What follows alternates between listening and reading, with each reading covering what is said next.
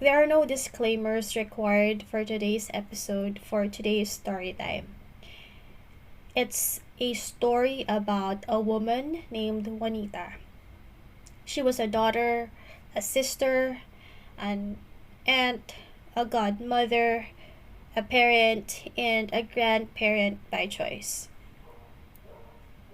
She was a caregiver, a breadwinner, a steady wall you can lean on in tough times, and times were tough on her, not only while she was growing up.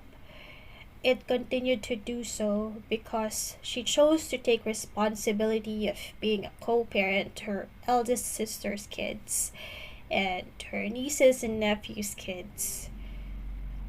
I know that this 10-minute episode will never shed light and will never give justice to who she was. Yes, to us.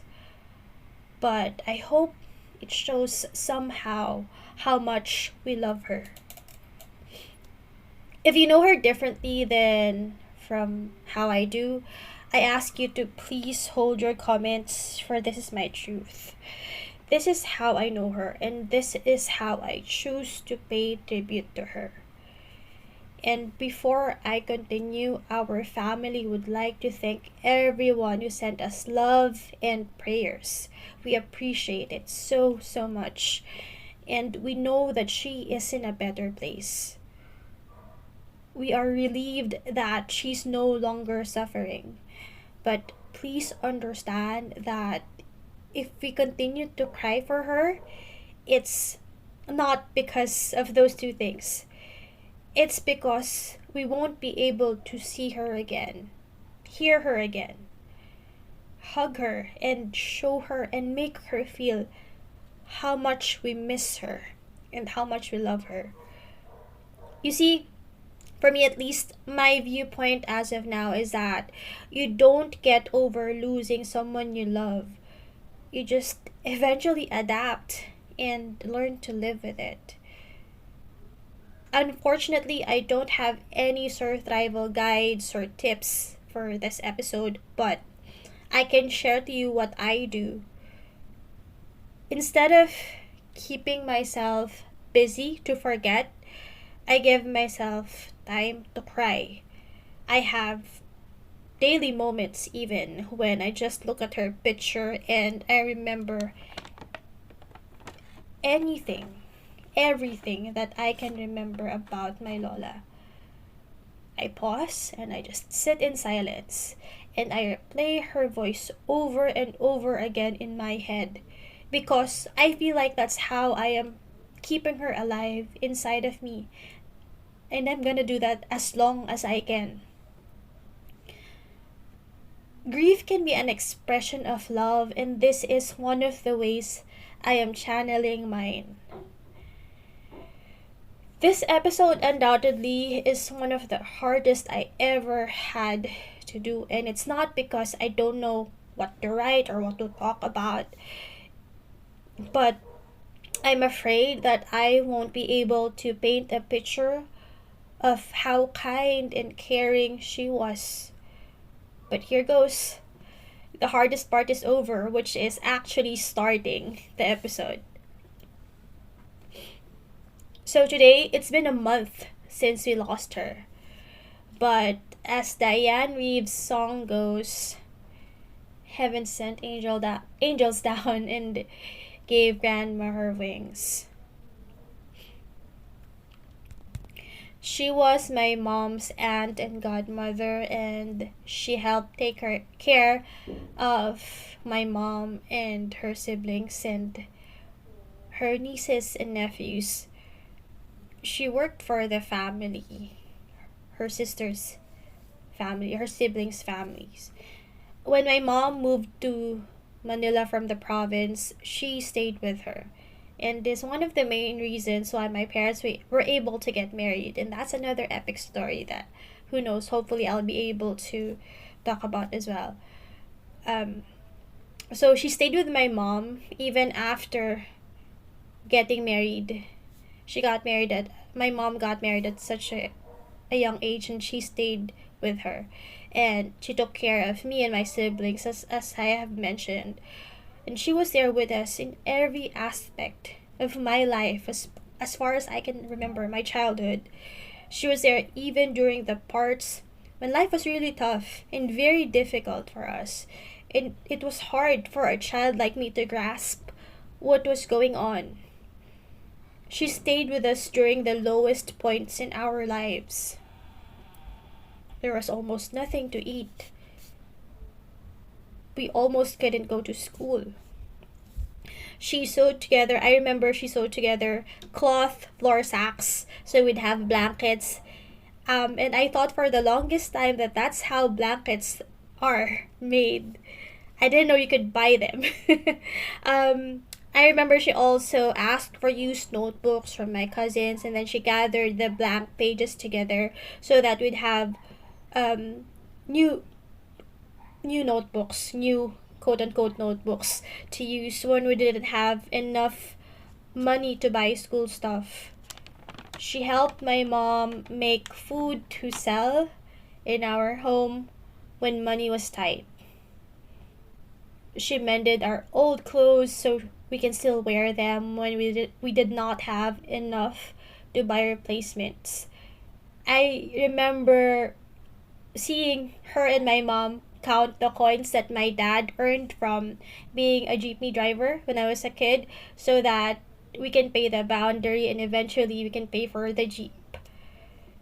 She took us to the magtatawas when we were ill, when we were kids, because doctors are expensive. Most of all, she was there to support us emotionally, especially my mom during those dark days.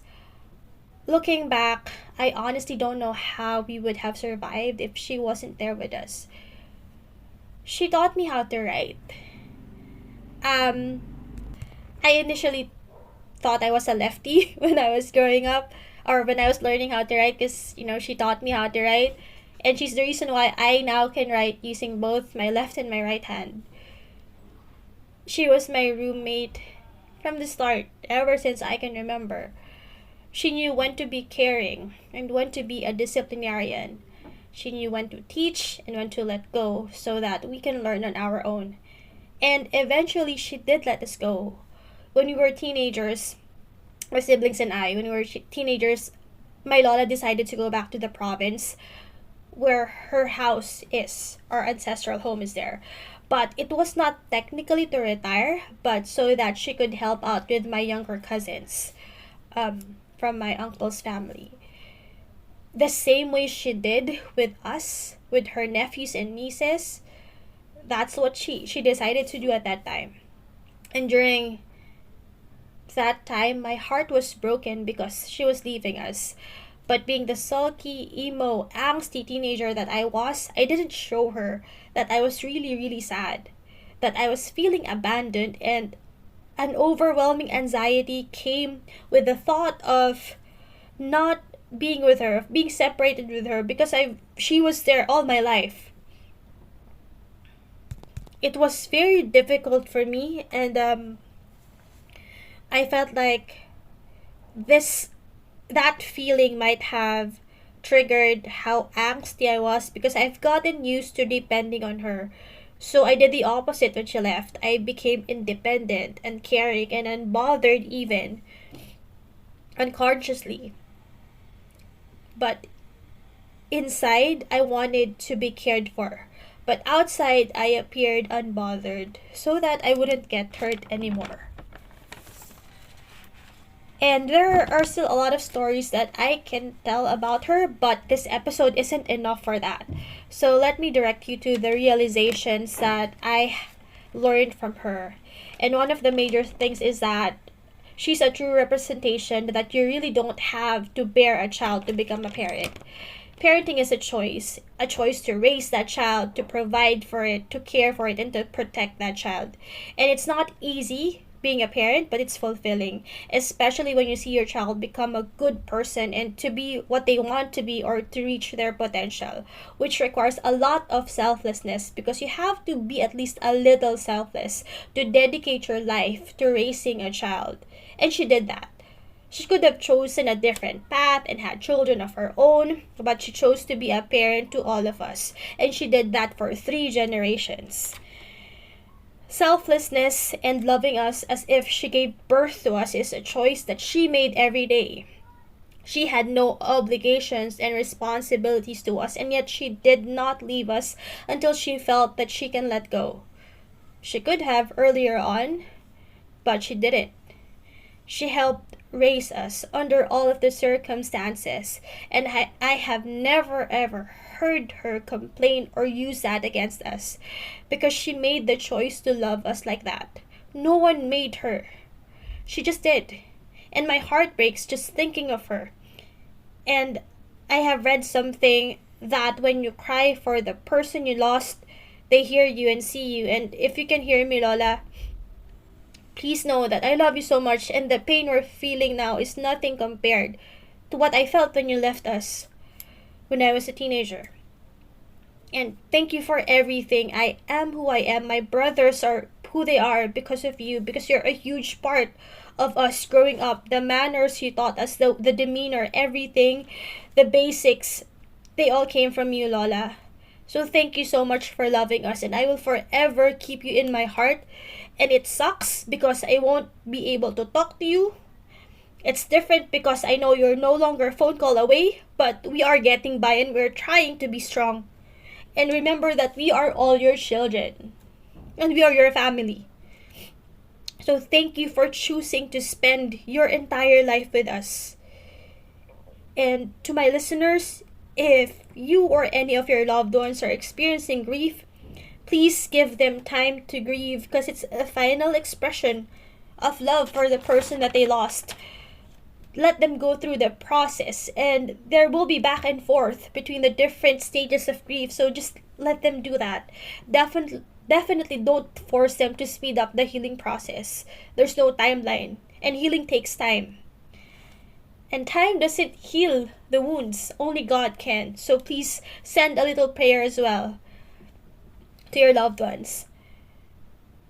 And if you yourself are experiencing grief, I am sending you a prayer and a hug, and I pray that your strength will be renewed and that your healing process will begin.